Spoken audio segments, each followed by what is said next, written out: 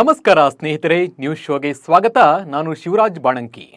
CM change ಆಗ್ತಾರಾ? ಸಿದ್ದರಾಮಯ್ಯ ಕುರ್ಚಿಯಿಂದ ಕೆಳಗಿಳಿದು DK Shivakumar ಆಗ್ತಾರಾ ಸಿಎಂ ಅನ್ನೋ ಮಾತುಗಳು ದಿನನಿತ್ಯ ರಾಜಕೀಯ ಪಡಸಾಲೆಯಲ್ಲಿ ಕೇಳಿಬರೋ ಮಾತುಗಳು. ಈ ನಡುವೆ ಅಧಿಕಾರ ಹಂಚಿಕೆ ಮಾತುಗಳು ರಾಜ್ಯ ರಾಜಕೀಯದಲ್ಲಿ ಸಖತ್ ಸೌಂಡ್ ಮಾಡ್ತಾ ಇದೆ. ಆದರೆ ಡಿಕೆಶಿ ಅವರು ಪಕ್ಕ ಪ್ಲಾನ್ ಮಾಡಿ ಸಿಎಂ ಕುರ್ಚಿಗೆ ಕರ್ಚೀಫ್ ಹಾಕಿದಂತೆ ಕಾಣ್ತಾ ಇದೆ. ಮೂಡ ಹಗರಣ ಕೇಳಿ ಬಂದಾಗ ಸಿಎಂ ಸಿದ್ದರಾಮಯ್ಯ ಪರವಾಗಿ ಮಾತನಾಡಿದ ಡಿಕೆಶಿ ಒಳಗೊಳಗೆ ಮಸಲತ್ತು ಮಾಡಿದ್ದಾರಾ ಅನ್ನೋ ಅನುಮಾನ ಕೂಡ ಮೂಡಿದೆ. ಈ ನಡುವೆ ಜ್ಯೋತಿಷಿರು ಹೇಳಿದ ಮಾತು ರಾಜ್ಯ ರಾಜಕೀಯದಲ್ಲಿ ಮತ್ತಷ್ಟು ಹಲ್ಚಲ್ ಎಬ್ಬಿಸಿದೆ. ಹಾಗಿದ್ರೆ ಜ್ಯೋತಿಷಿಗಳು ಹೇಳಿದ್ದೇನು? ಅಶೋಕ್ ಮಾಡಿದ ಆರೋಪವೇನು ಅನ್ನುವುದರ ಜೊತೆ ರಾಜ್ಯ, ದೇಶ, ವಿದೇಶದ ಸಾಕಷ್ಟು ಸುದ್ದಿಗಳನ್ನು ನೋಡೋಣ. ನೀವು ಸುದ್ದಿ ಅನ್ನದ ಸಬ್ಸ್ಕ್ರೈಬರ್ ಆಗೋದನ್ನ ಮರಿಬೇಡಿ. ಸಿಎಂ ಸಿದ್ದರಾಮಯ್ಯ ಕುರ್ಚಿಗೆ ಗ್ಯಾರಂಟಿ ಇಲ್ಲದಂತಾಗಿದೆ. ಯಾಕಂದ್ರೆ ಆ ಕುರ್ಚಿ ಮೇಲೆ ಕನಕಪುರದ ಬಂಡೆ ಡಿಕೆ ಶಿವಕುಮಾರ್ ಕಣ್ಣು ಬಿದ್ದಿದೆ. ಸಿಎಂ ರೇಸ್ನಲ್ಲಿ ಮೊದಲ ಸ್ಥಾನದಲ್ಲಿ ಡಿಕೆಶಿ ಇದ್ರೂ ಅದು ಅಷ್ಟು ಸುಲಭವಾಗಿ ಅವರಿಗೆ ಕೈಗೆ ಸಿಗೋದಿಲ್ಲ. ಅದಕ್ಕೆ ನೂರಾರು ವಿಘ್ನಗಳಿವೆ. ಈ ನಡುವೆ ಡಿಕೆಶಿಗೆ ಜ್ಯೋತಿಷಿಯೊಬ್ಬರು ಸಲಹೆಯನ್ನ ನೀಡಿದ್ದು ರಾಜಕೀಯ ರಂಗದಲ್ಲಿ ಮತ್ತೊಂದು ಚರ್ಚೆಗೆ ಕಾರಣವಾಗಿದೆ. ಈ ವಿಚಾರ ಬೆಳಗಾವಿಯಲ್ಲಿ ನಡೆಯುತ್ತಿರುವ ಚಳಿಗಾಲದ ಅಧಿವೇಶನದ ವೇಳೆ ಹೊರಬಿದ್ದಿದೆ. ಅದನ್ನು ವಿಪಕ್ಷ ನಾಯಕ ಅಶೋಕ್ ಬಹಿರಂಗಪಡಿಸಿದ್ದಾರೆ. ಹಾಗಿದ್ರೆ ಅಧಿವೇಶನದಲ್ಲಿ ಆಗಿದ್ದೇನೋ ನೋಡೋಣ ಬನ್ನಿ. ವಿಧಾನಸಭೆಯಲ್ಲಿ ಎಸ್ಎಂ ಕೃಷ್ಣ ಸಂತಾಪ ಸೂಚಕ ನಿರ್ಣಯವನ್ನ ಬೆಂಬಲಿಸಿ ಮಾತನಾಡಿದ ಡಿಕೆ ಶಿವಕುಮಾರ್ ಎಸ್ಎಂಕೆ ಜೊತೆಗಿನ ಹಳೆಯ ನೆನಪುಗಳನ್ನು ಮೆಲುಕು ಹಾಕ್ತಾ ಇದ್ರು. ಎಸ್ಎಂ ಕೃಷ್ಣ ಅವರ ಜೊತೆಗಿನ ಸಂಬಂಧದ ಬಗ್ಗೆ ಮಾತನಾಡಿದ ಡಿಕೆಶಿ ಮದ್ದೂರಿನಲ್ಲಿ ಅವರು ಸೋತಾಗ ಇಬ್ಬರು ರಾಜಕೀಯ ಜೀವನ ಒಟ್ಟಿಗೆ ಸಾಕ್ತು. ಎಸ್ಎಂ ಕೃಷ್ಣ ಸರ್ಕಾರದಲ್ಲಿ ತನಗೆ ಮಂತ್ರಿಗಿರಿ ಕೈತಪ್ಪಿದ ಬಗ್ಗೆ ಡಿಕೆಶಿ ತಮ್ಮ ನೆನಪನ್ನ ಮೆಲುಕು ಹಾಕಿದ್ರು. ಈ ವೇಳೆ ಏನಾಯ್ತು ಅಂತ ಡಿಕೆಶಿ ಬಾಯಲ್ಲೇ ಕೇಳಿ. ಅಧ್ಯಕ್ಷರಾದ್ರು, ಕೊನೆಗೆ ಪಾಂಚಜನ್ಯ ಮಾಡ್ದು. ಪಾಂಚಜನ್ಯ ಮುಗಿದ್ಮೇಲೆ ನಮ್ಮ ಸರ್ಕಾರನೂ ಬಂತು, ಎಲ್ಲ ಆಯಿತು. ಅದಾದಮೇಲೆ ಮಂತ್ರಿಮಂಡಲ ಮಾಡಬೇಕಾಯ್ತು. ಮಂತ್ರಿಮಂಡಲ ನಡೀತು.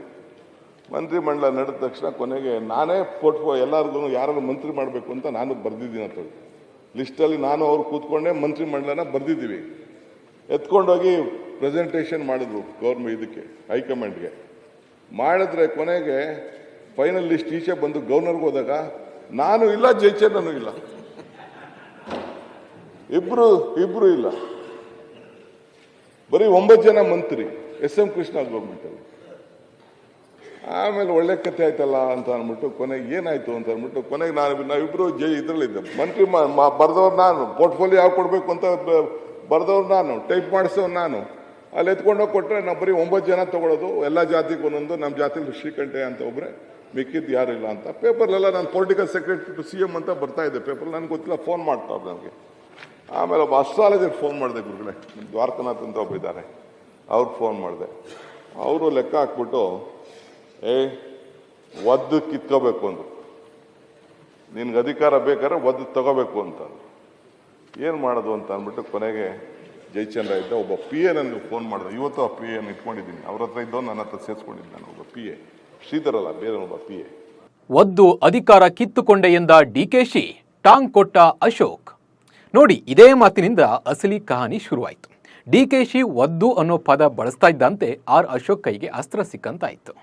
ಜನವರಿ ಒಳಗೆ ಸಿಎಂ ಆಗ್ತಾರಾ ಡಿಕೆಶಿ? ನಾನು ಟೀಕೆ ಮಾಡಲ್ಲ ಅಂತ ಮಾತು ಶುರು ಮಾಡಿದ್ರು ಅಶೋಕ್. ಅವಾಗ ಒದ್ದು ಕಿತ್ಕೊಂಡ್ರಿ, ಅದೇ ತರ ಇವಾಗ ಯಾವಾಗ ಸಿಎಂ ಕುರ್ಚಿನ ಒದ್ದು ಕಿತ್ಕೊಳ್ತೀರಾ ಅಂತ ಪ್ರಶ್ನೆ ಮಾಡಿದ್ರು.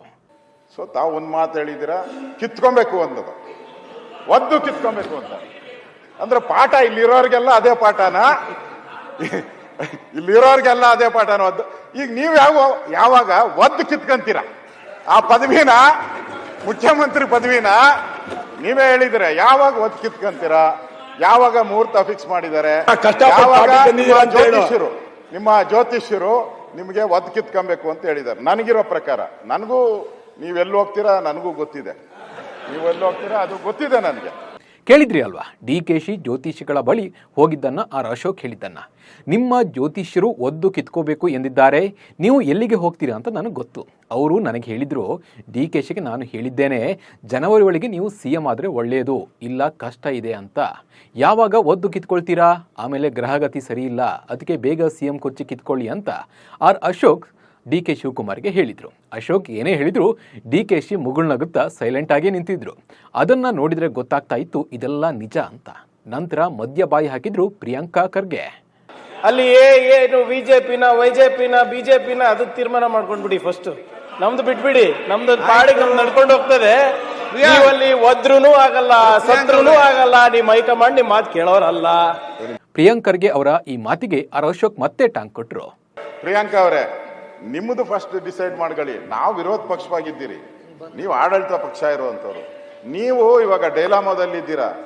ಈಗ ಡಿ ಕೆ ಶಿವಕುಮಾರ್ ಕಡೆ ಹೋಗ್ತಿರೋ ಇಲ್ಲ ಸಿದ್ದರಾಮಯ್ಯನವ್ರ ಕಡೆ ಇರ್ತಾರೋ, ನೀವು ತೀರ್ಮಾನ ಮಾಡ್ಕೊಳ್ಳಿ.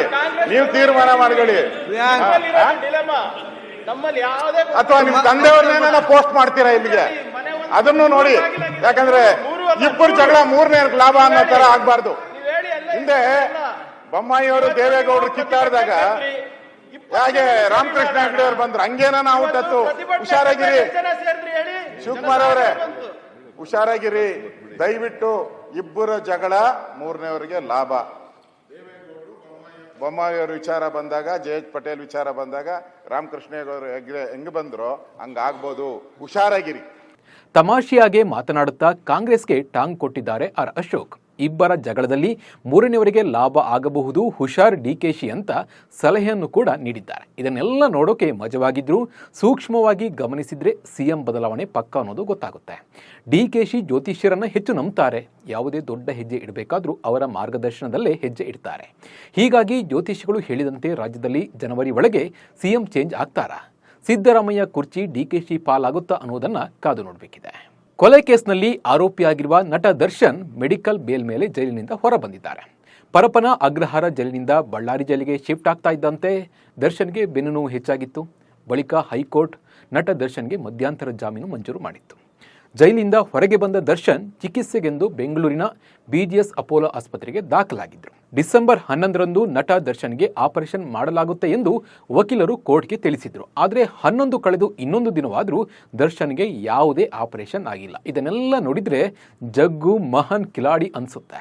ಬಳ್ಳಾರಿ ಜೈಲಿನಲ್ಲಿದ್ದ ದರ್ಶನ್ಗೆ ಬೆನ್ನು ನೋವು ಕಾಡಿತ್ತು. ಕೂರೋಕೆ ನಡೆಯೋಕೆ ಕಷ್ಟ ಅಂತ ದರ್ಶನ್ ಜೈಲಿನಲ್ಲೇ ಚಿಕಿತ್ಸೆ ಪಡೆದರು. ಆದರೂ ನೋವು ಕಮ್ಮಿ ಆಗಿರಲಿಲ್ಲ. ಹೆಚ್ಚಿನ ಟ್ರೀಟ್ಮೆಂಟ್ ಜೊತೆಗೆ ಸರ್ಜರಿ ಅಗತ್ಯವಿದೆ ಎಂದು ವೈದ್ಯರು ಮಾಹಿತಿಯನ್ನು ನೀಡಿದರು. ಬಳಿಕ ಹೈಕೋರ್ಟ್ ನಟ ದರ್ಶನ್ಗೆ ಷರತ್ತುಬದ್ಧ ಮೆಡಿಕಲ್ ಬೇಲ್ ಮಂಜೂರು ಮಾಡಿತ್ತು. ಸರ್ಜರಿ ಮಾಡಿಸಿಕೊಳ್ಳದಿದ್ರೆ ದರ್ಶನ್ಗೆ ಸ್ಟ್ರೋಕ್ ಆಗುವ ಸಾಧ್ಯತೆ ಇದೆ ಎಂದು ವಕೀಲರು ಹೇಳಿದರು. ಆದರೆ ದರ್ಶನ್ ಆಸ್ಪತ್ರೆಗೆ ಸೇರಿ 7 ವಾರಗಳು ಕಳೆದರೂ ಸರ್ಜರಿ ಮಾಡಿಲ್ಲ. ಯಾಕೆ ಎನ್ನುವ ಪ್ರಶ್ನೆ ಈಗ ಮೂಡಿದೆ. ಡಿಸೆಂಬರ್ 11ರಂದು ನಟ ದರ್ಶನ್ಗೆ ವೈದ್ಯರು ಸರ್ಜರಿ ಮಾಡಲಿದ್ದಾರೆ ಎಂದು ಹಿರಿಯ ವಕೀಲರಾದ CV ನಾಗೇಶ್ ಅವರು ಕೋರ್ಟ್ಗೆ ತಿಳಿಸಿದರು. ಆದರೆ ಹೇಳಿದ ಟೈಮ್ಗೆ ದರ್ಶನ್ಗೆ ಯಾವುದೇ ಸರ್ಜರಿಯನ್ನ ಮಾಡಿಲ್ಲ ಎನ್ನುವ ಮಾಹಿತಿ ಹೊರಬಿದ್ದಿದೆ. ಸರ್ಜರಿ ಮಾಡಬೇಕು ಅಂದರೆ ಬೆಳಗಿನಿಂದಲೇ ಆಪರೇಷನ್ ತಯಾರಿ ಹಾಗೂ ದರ್ಶನ್ ಆರೋಗ್ಯ ತಪಾಸಣೆ ಮಾಡ್ತಾರೆ. ಆದರೆ 11ರಂದು ಯಾವುದೇ ತಪಾಸಣೆ ದರ್ಶನ್ಗೆ ನಡೆದಿಲ್ಲ ಎನ್ನಲಾಗ್ತಾ ಇದೆ. BP ಡ್ರಾಮಾ ಮುಗಿತು, ಈಗ ಹೊಸ ವರಸೆ. ಮೊದಲು ಕೋರ್ಟ್ ಯಾಕೆ ಇನ್ನೂ ಆಪರೇಷನ್ ಮಾಡಿಲ್ಲ ಅಂತ ಕೇಳಿದರೆ, ಸರ್ ಅವರಿಗೆ BP ಕಂಟ್ರೋಲ್ಗೆ ಬರ್ತಿಲ್ಲ, ಅದಕ್ಕೆ ಆಪರೇಷನ್ ಮಾಡೋಕ್ಕೆ ಆಗ್ತಿಲ್ಲ ಅಂತ ಹೇಳ್ತಾ ಇದ್ರು.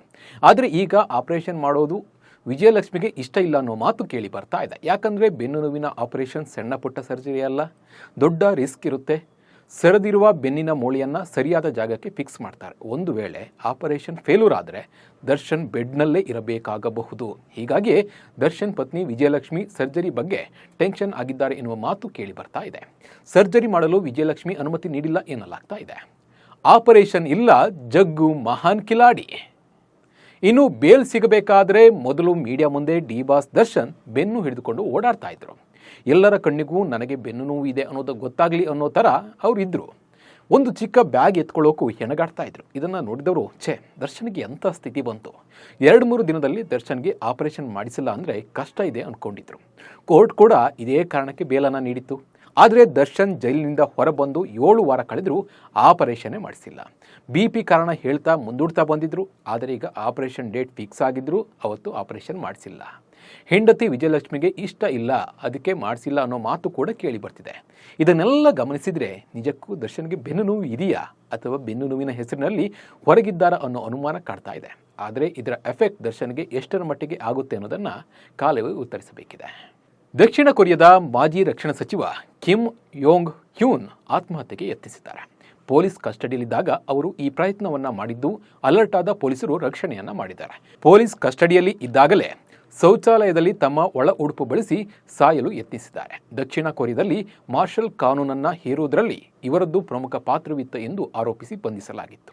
ಪುಷ್ಪ 2 ಚಿತ್ರದ ಮೂಲಕ ದೇಶಾದ್ಯಂತ ಸುದ್ದಿಯಲ್ಲಿ ಇರುವಾಗಲೇ ಐಕಾನ್ ಸ್ಟಾರ್ ಅಲ್ಲು ಅರ್ಜುನ್ಗೆ ಇದೀಗ ಭಾರಿ ಸಂಕಷ್ಟವೊಂದು ಎದುರಾಗಿದೆ. ಪುಷ್ಪ 2 ಸಿನಿಮಾದಲ್ಲಿ ಮಿಂಚಿದ್ದ ಅಲ್ಲು ಅರ್ಜುನ್ ಇದೀಗ ಏಕಾಏಕಿ ಹೈಕೋರ್ಟ್ ಮೊರೆ ಹೋಗಿದ್ದಾರೆ.